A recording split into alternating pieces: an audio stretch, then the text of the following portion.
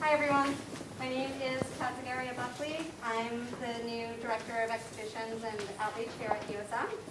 I'm so happy to welcome you all tonight to Call Response with the work of Hannah Barnes and Susan Klein. Hannah and Susan's exhibition features sculptures and paintings created in collaborative conversation or through collaborative conversation between the artists. I feel so fortunate to have met these artists and to have their work here for my first show.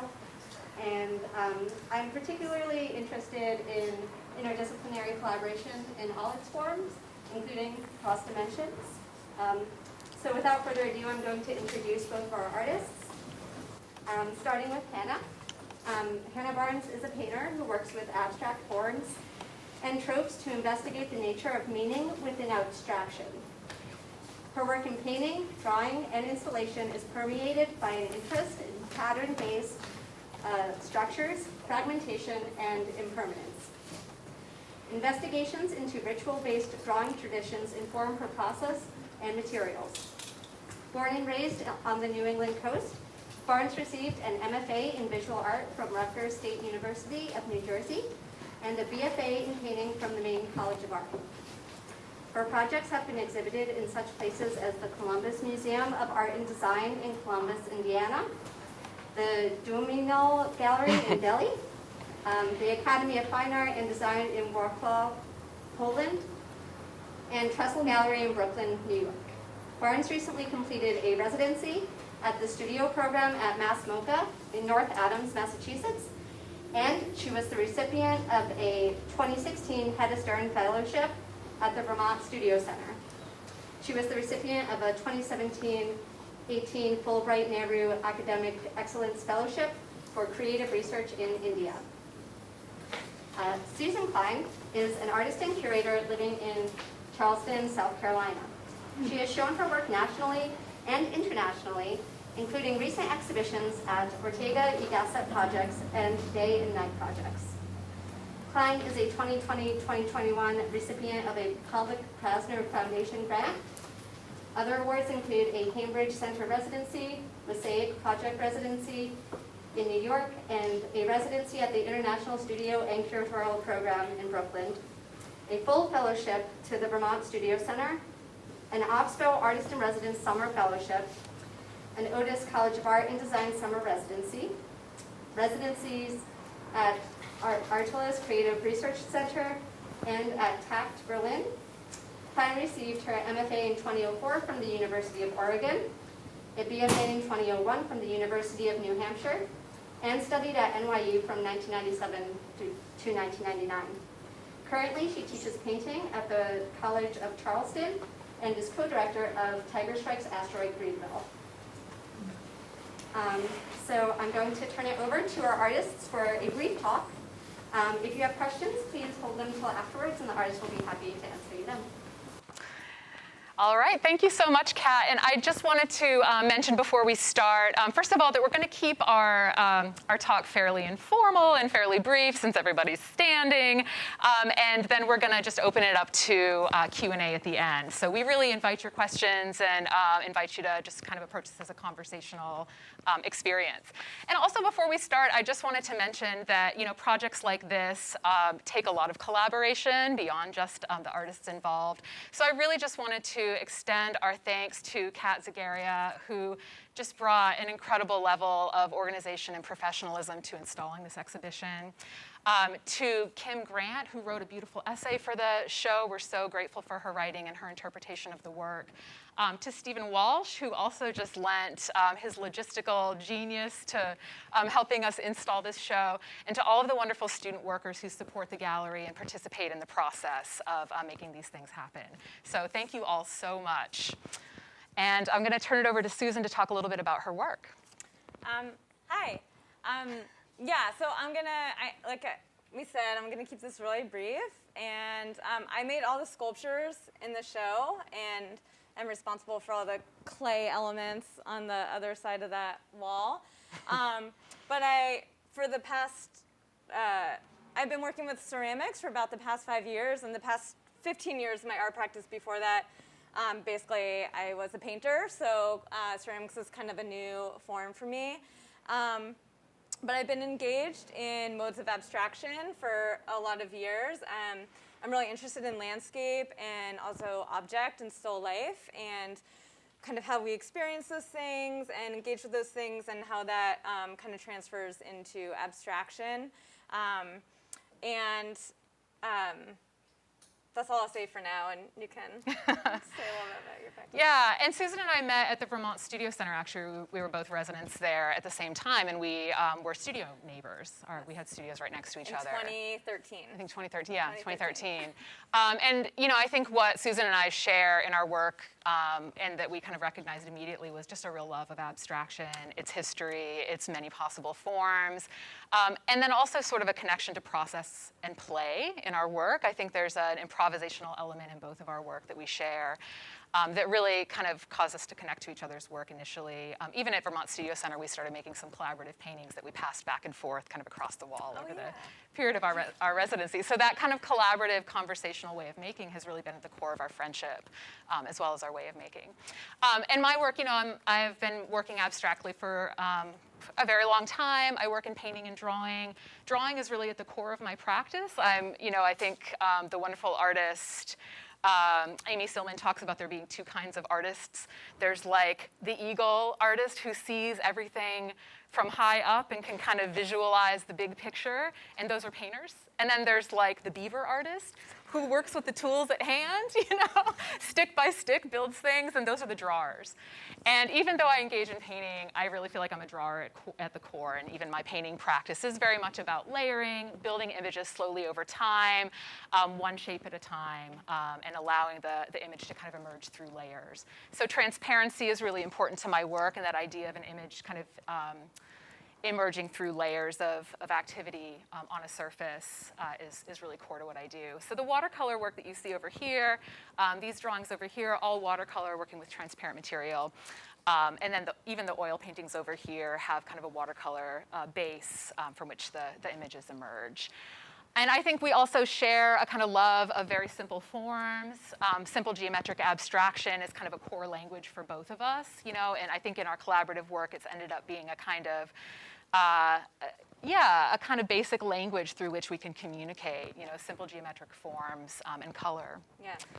And I'll say, I'm going to talk a little bit about these sculptures, but I will say that I am like a painter at heart, and I do paint on these things. So they're glazed, but then I also paint with oil paint on the surface, and sometimes you can kind of tell, and sometimes it's hard to tell what's what. But I always think about painting, or I'm kind of like, I think I have like painter's brain no matter what I'm doing.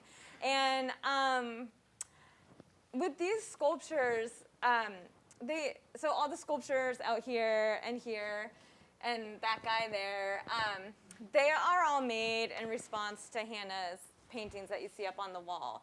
And I think that just came from looking at Hannah's work and wanting to make objects from them, like really feeling engaged with the work and wanting to pull from it.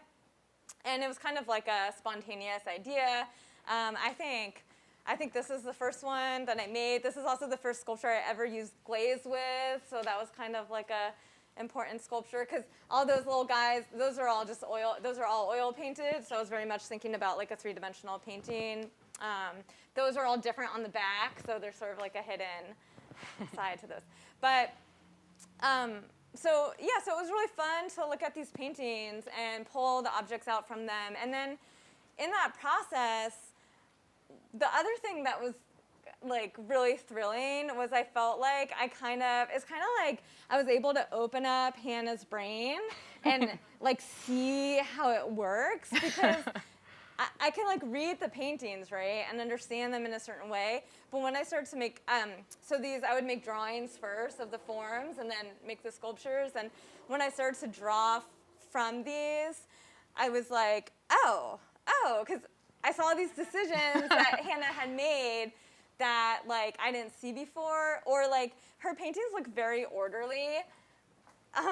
But like actually when you like get into it and start to dissect it, there's like all these glitches or patterns where I was like, wait, what, how, what, you know? So trying to, like, you know, figuring this thing out from that painting was just a lot of fun, and looking at all of those like peach and orange shapes and trying to like figure them all out. So it was this really great way of like going beyond friendship, like really starting to understand someone else's brain and getting out of my own head a little bit.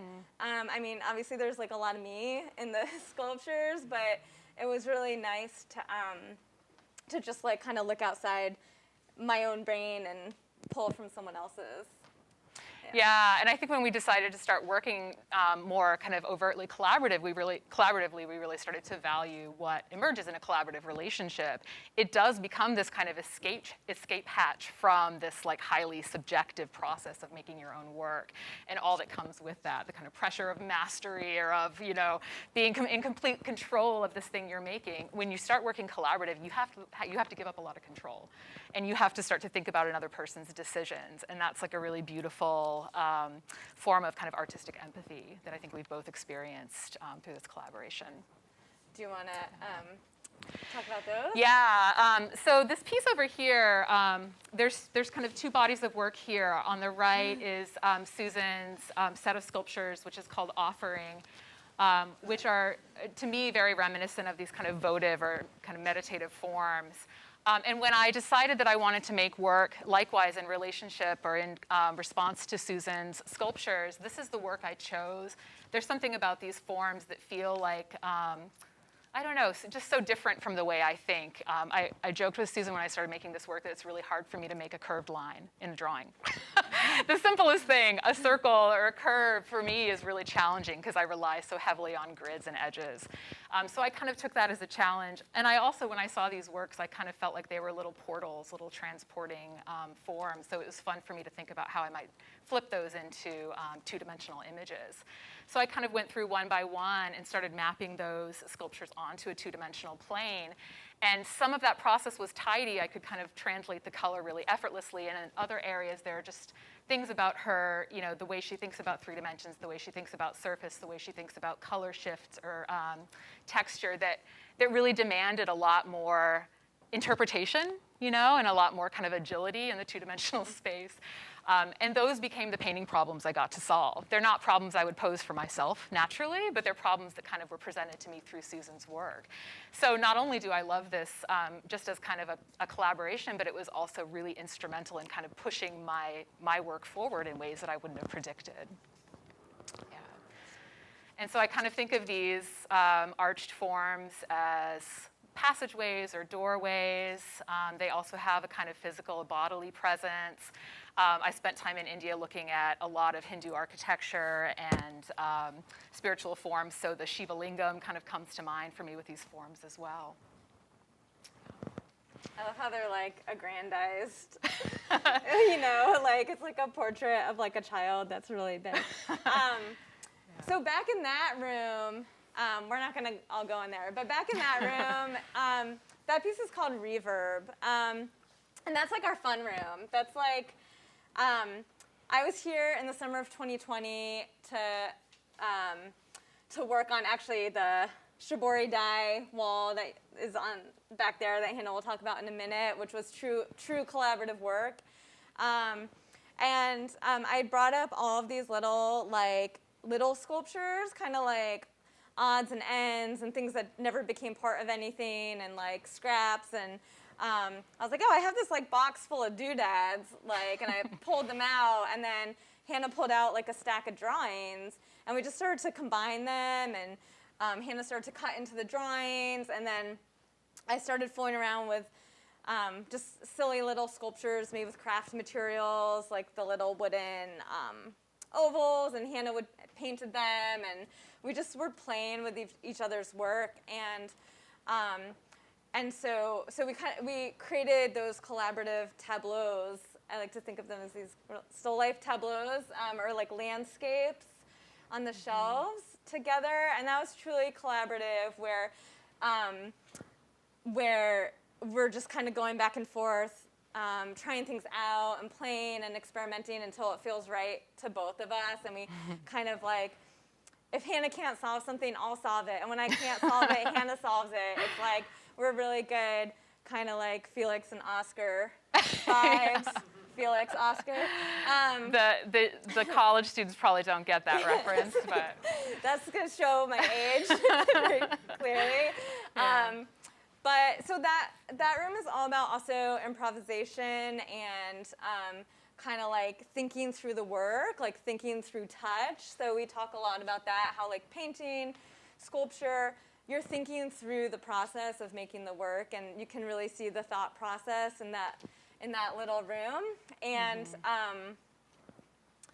and it's just it's fun, and also it's like, I think it started because when I was here that summer and we brought all the stuff, it was all of a sudden all this energy in Hannah's studio, and we said, what about this? Oh, this or this? And there's all this creative energy that kind of explodes when we hang out together. We've never really spent time together and not worked. yeah. Which is funny. We just like have to make stuff. So I feel like that room also shows our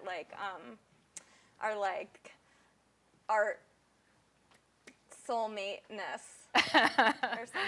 Absolutely. And I think it's also a testament to kind of the idea of serious play or rigorous play, that when, as artists, oftentimes we think we're just messing around.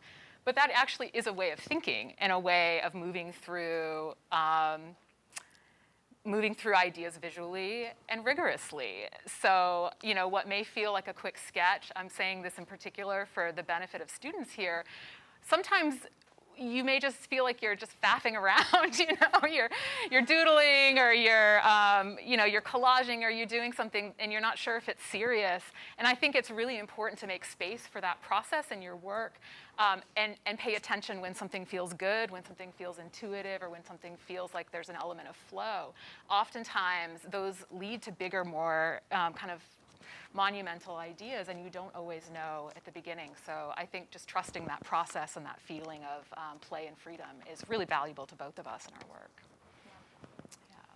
You want to talk about? Yeah, so lastly, we'll just kind of explain this secret room back here. This piece is called Echo Chamber. And we initially conceived of this piece at the beginning of planning this exhibition. We wanted to have a place in our exhibition that was kind of a quiet space of contemplation. And we thought it would be really interesting to kind of close the space and create an environment where the relationships between our two ways of working could be looked at more closely and contemplated. Feel free to jump in at any point if I miss something. And so we started with kind of thinking about an architectural installation, making a sort of architectural painting. So I was doing a lot of dyeing at the time, fabric dyeing, and we decided to make this double-sided painting that would divide a space and create two kind of chambers. At that time, I was working in Maine, and Susan was working in Charleston, and we were working collaboratively but separately. So we thought it would be interesting to kind of echo that in the organization of this piece.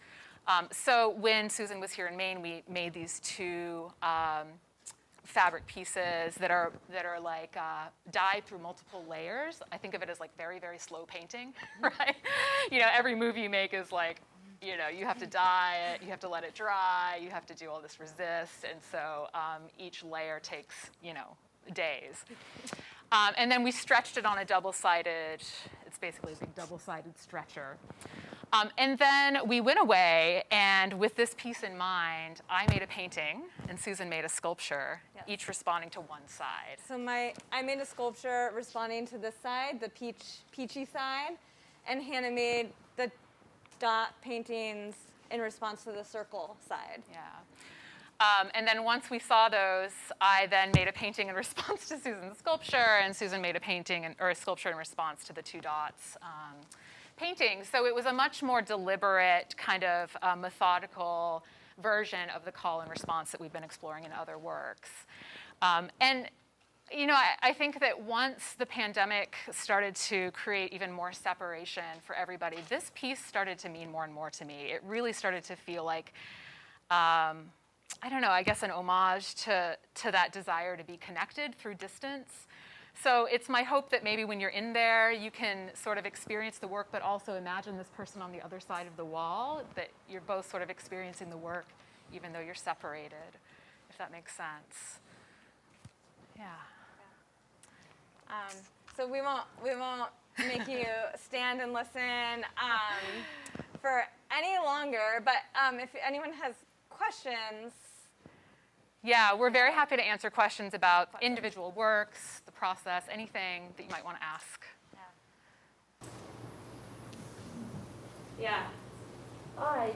I was just wondering more about a little bit about if you could say a little bit about the logistics of your collaboration. For example, so say that Hannah did a painting. How would Susan see the painting to respond to it? Like what was the logistics of that color response? Yeah. That's a great question, because I'm looking at these things on the computer screen, and there's no scale. I mean, I can read the numbers of the measurements on the computer, right? But I'm just looking at the pictures, and then so like a bigger sculpture, like this is a bigger sculpture, but it's a smaller work, right? Or there's this great big piece, and then there's little sculpture. So it's kind of fun that way. But what I would do too, so there's another degree of removal. I actually printed out the image from the computer, so I had a piece of paper, and so the colors would get skewed or things, and then I'd make a drawing or multiple drawings from that, and then I'd make the sculpture from that. So I felt like by putting it through that process, it helped me reference the work, but not be, what's the word? Almost like not illustrate it. Yeah, not illustrating the work. But yeah, it's like all, it's all looking at the computer. But I do think that, for me as well, for all of these pieces, there was an intermediary step of making a drawing, which to me was really important. It helped me kind of internalize Susan's, decisions and compositions. And also, again, I think that just kind of creating some space so that I didn't feel like I was illustrating the sculpture necessarily or reflecting it directly. It almost had to kind of go through my own metabolic process. Yeah. Yeah, thank you for that. Yeah, Kelly. What kind of clay do you use? Do you use like porcelain, 60 or 45? I've been experimenting. So I think most of these are Laguna B-Mix with like a grog. Okay. Yeah. Some of those are a paper clay. I think it's rose paper clay. That was starting in California, so it's like California clay. And then there's some B-Mix. And then sometimes I've used high water clays, which is in Asheville, North Carolina. So I've used some like stoneware. I'm now like fooling around with some earthenware. I've done very little porcelain stuff, but for me, the stuff that's going to hold up and be like a little firmer, like since I'm not making delicate, beautiful, bowls and stuff like that, then the kind of firmer ones help. And they're all, I don't know how many people are in here are clay people, but these are all cone 6 fired. And so I use a lot of like the velvet underglazes because I like to think of these as paintings, so I can make decisions as I go like a painting, and I don't really have to pre-plan as much. And then, yeah, so I think that, yeah. This is a process again, once, say, Hannah completed her painting, then did you ever, when you did yours, did you ever go back and say, how am I doing? Or vice versa? No. Nope. Did not care. Complete autonomy. Yeah. And go back and say, you need to change your painting a little. No. Oh, yeah. No. Yeah. We have complete trust. Yeah. Like, total and complete trust. Yeah. Yeah.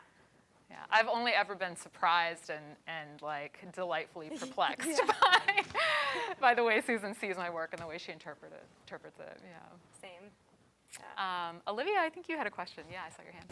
Hannah, what was the work time on like your watercolor compared to some of your oil? Oh man, I mean, I worked on this series of pieces for probably a year or more. They take quite a long time, and the watercolors take just as long as the oils. It's just that oils are opaque, have opacity. But the watercolors take forever. Yeah, it's many layers for each piece. Yeah. And for those of you that are Hannah's students, she's like the hardest working artist I know. She's a good person to have as a mentor because she, yeah. Likewise. Yeah, Kat.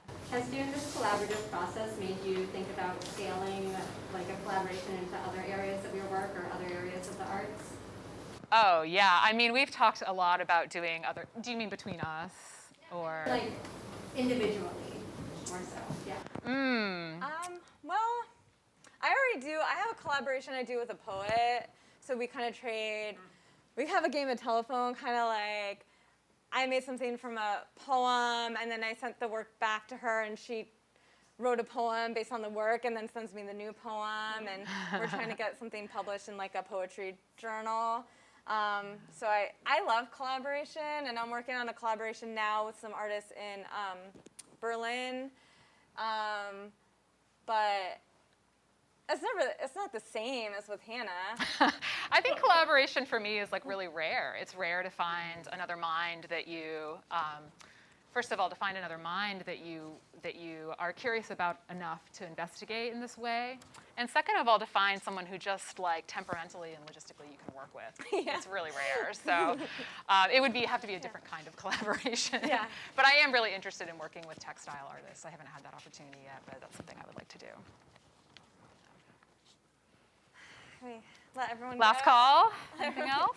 If you have more questions, feel free to maybe just come up and ask us individually. Yeah. So those of you that need to leave can leave.